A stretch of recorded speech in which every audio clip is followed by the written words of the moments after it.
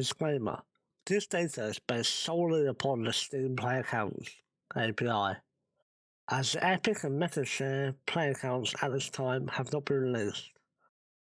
In 2015, the independent game studio Epilouge was founded by Forrest Willard and Marcus Bromander. It was driven by a simple philosophy: create games they wanted to play, hoping others would enjoy them too. And for years, the studio operated in a relative obscurity, a common fate with small teams in a digital crowded indie game market. However, a culture of global events and digital trends would later catapult the studio from a small passion project into a global cultural and commercial powerhouse. This report provides a detailed analysis of the 4 key titles that define the company and its remarkable journey: the social deduction juggernaut Among Us, the remastered comedic classic The Henry Shipman Collection, the ambitious franchise expansions to Among Us such as 3D and 3D VR. The studio's portfolio showcases a fascinating strategic evolution, moving from one cult classic to the world-renowned phenomenon, and to be finally experimenting into new technologies. Each title occupies a distinct position in the market, revealing a multi-faceted approach to game development and intellectual property management. The following analysis will deconstruct each game's history, core gameplay values and mechanics, market performance, and provide a comprehensive overview of the company's impact on the modern gaming landscape. A glance at the player data reveals the story of its streams. The original Among Us reached a monumental all-time peak of 438,000 current players on Steam alone, a figure that it dwarfs the more modest new successes of the Henry Shipman Collection, which had a peak of 2,812, Among Us 3D had a peak of 1,451, and Among Us 3D VR had the staggering, overwhelming peak of 800.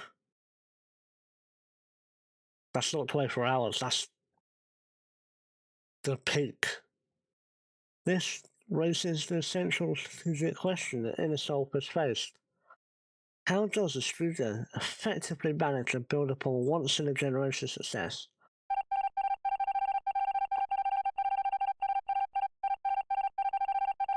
Among Us is a 2018 online multiplayer social deduction game developed and published by American game studio Innersoft. The game allows for cross-platform play. It was released on iOS and Android in June 2018 and on Windows later that year in November. However, they didn't blow up until the no-no virus hit. I am not get demonetized for saying a word, but the no-no virus hit in 2020. And when it did, it blew up with the force of a nuke. But cute. And the sidemen are still milking it to this day. The play accounts, according to Steam play accounts, have a 48-hour peak of 15k players and a maximum peak of 447,000, which is about 5 years ago. They have released 4 games in total, 3 of which are Among Us in different ways. But this brings us on to the next chapter.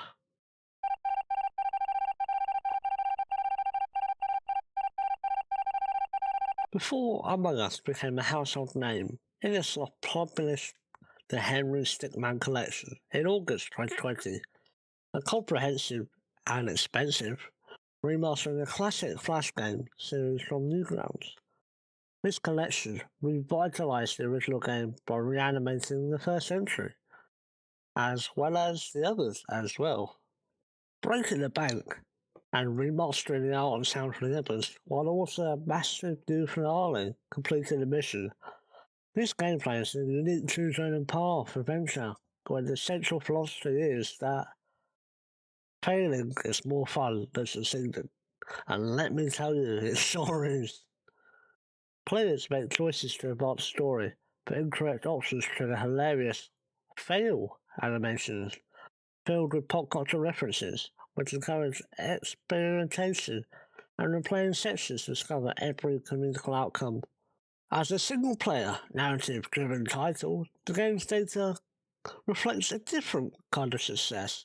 It achieved a respectable all-time peak of 3K players on Steam, likely around its launch.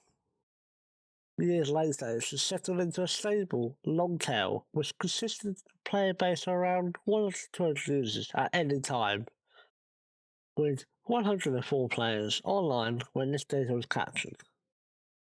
This sustained interest is backed by an overwhelmingly positive review from over 52,000 reviews on Steam, cementing its status as a beloved classic. Its release coincided perfectly with the rise of Among Us, creating a powerful synergy where millions of new brands of Innosoft's quirky art style were introduced to another of the studio's titles, driving cross-commercial success and highlighting the commercial viability of preserving classic internet games.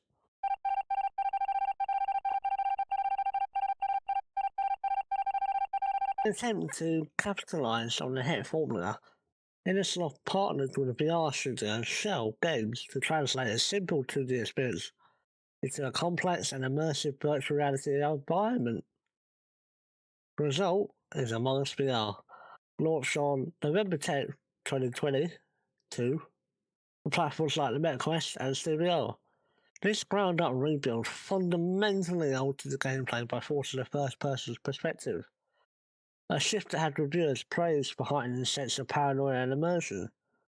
Tasks were redesigned for motion controls, with critics highlighting the intuitive feel of manually filling engines or printing shields, which felt more engaging than mouse clicks.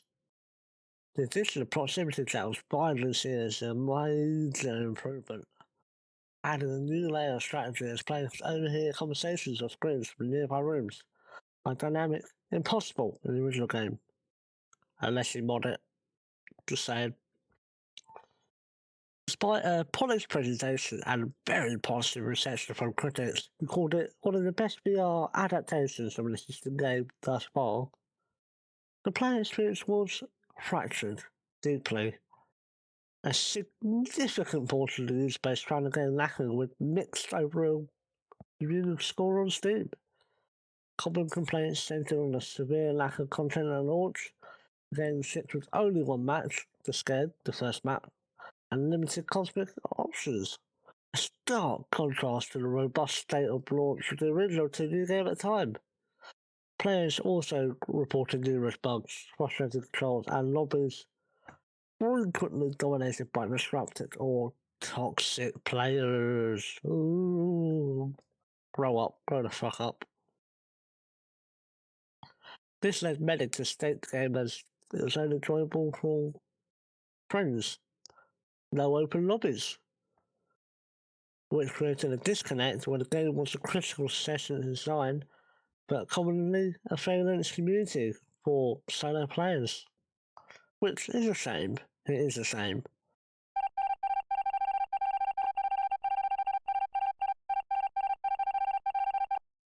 Recognising the limited market size of VR exclusive titles, the strategy for the 3D version of Among Us evolved.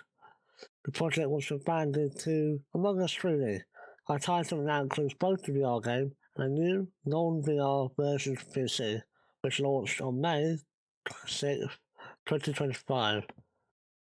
This move was designed to make the immersive first-person experience accessible to a much broader audience, one that does not own a VR headset.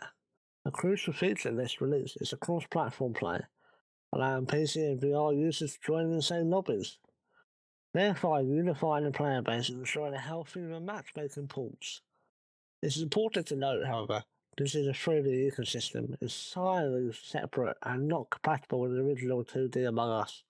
The player data for the non-VR Among Us shows a larger reach than its VR counterpart, but still falls into the news category compared to the original.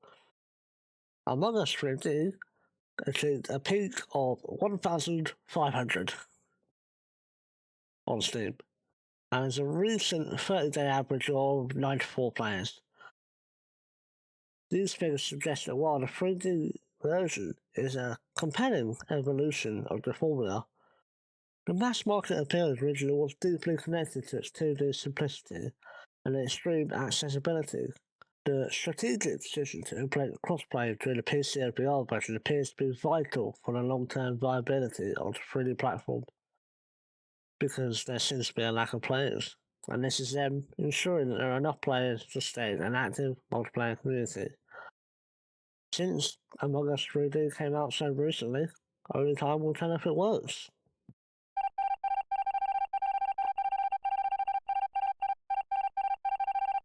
The market performance of Among Us VR highlights the immense challenge of succeeding in the virtual reality space.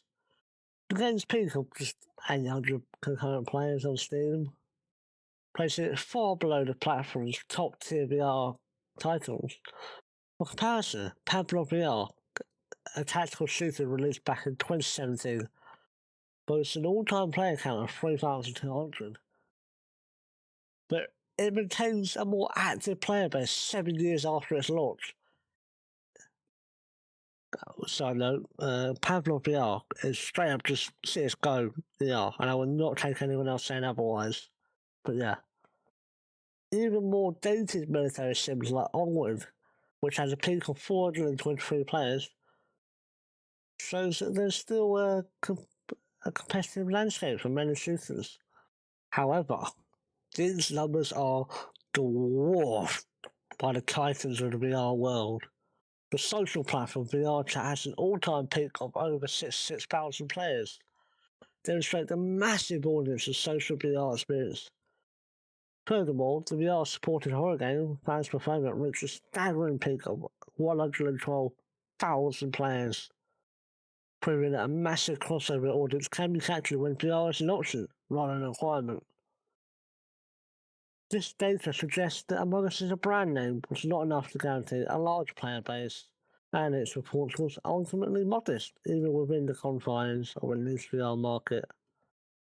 However, after all this research, it does make sense why they made Among Us 3D a separate version for crossplay. But why not just make it the same game? I don't understand that personally, but I guess I'm not the developer.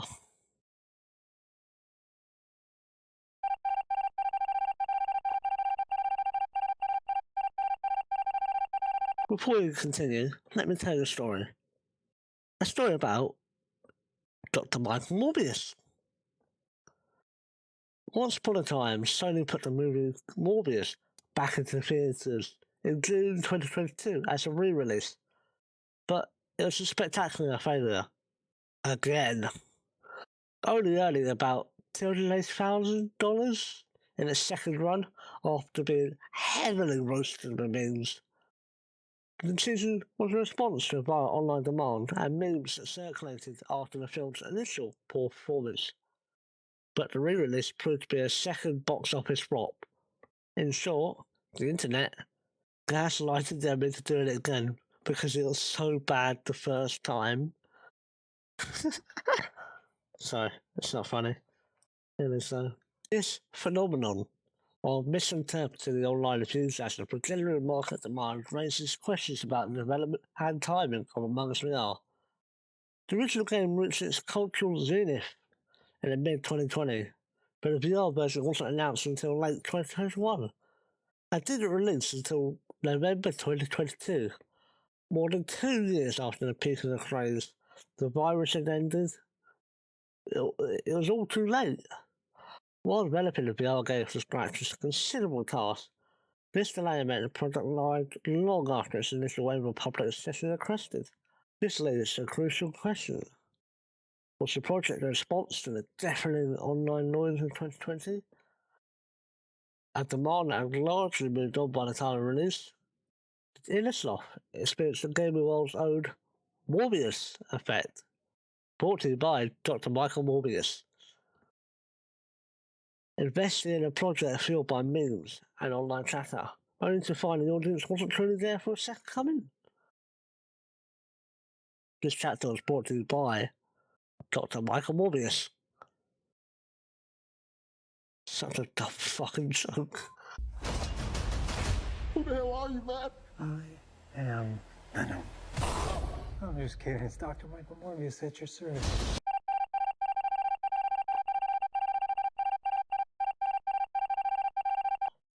So, in conclusion, is Among Us VR a dead game? This term implies a thoughtful growth. A once thriving metropolis now abandoned. By that definition, the original Among Us is far from dead. It's a global capital that has a period of explosive, unsustainable growth, and has settled into a bustling, stable city with a large and active population. Its spin-offs, however, tell a different story. Among Us 3D for PC experienced a more traditional, if rapid, death. It launched with a flicker of life, drawn in over 1,400 players, only to see its population collapse almost immediately, leaving behind a ghost town. Among Us 3R is a more complex case. It never had a population to lose. With a peak of 800 players, there's less of a city and more remote outposts that's never fully colonised.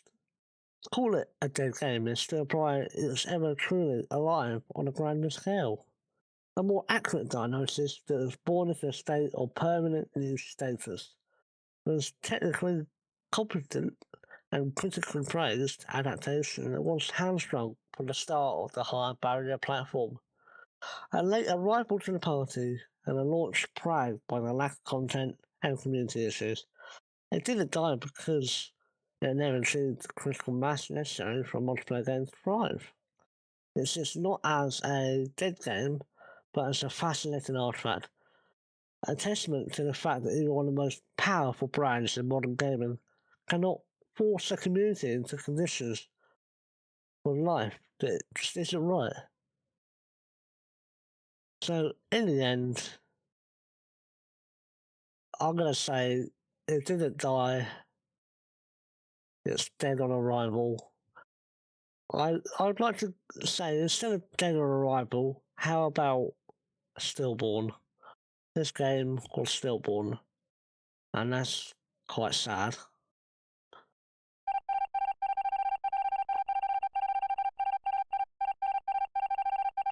I just want to say thanks for watching. I'm a new channel trying to grow. I'm bored. I thought, fuck it, let's make some video essays. I know they haven't taken off yet, but one day they hopefully will. Why don't you tell me your favourite colour of the Among Us character in the comments? Yeah, tell me your favourite Among Us character colour and why red is sus. Also, please add the most brain-rot comment you can. It'll be just funny. Thank you. Yeah, I'll let the outro play. I gotta get end card. Cheers.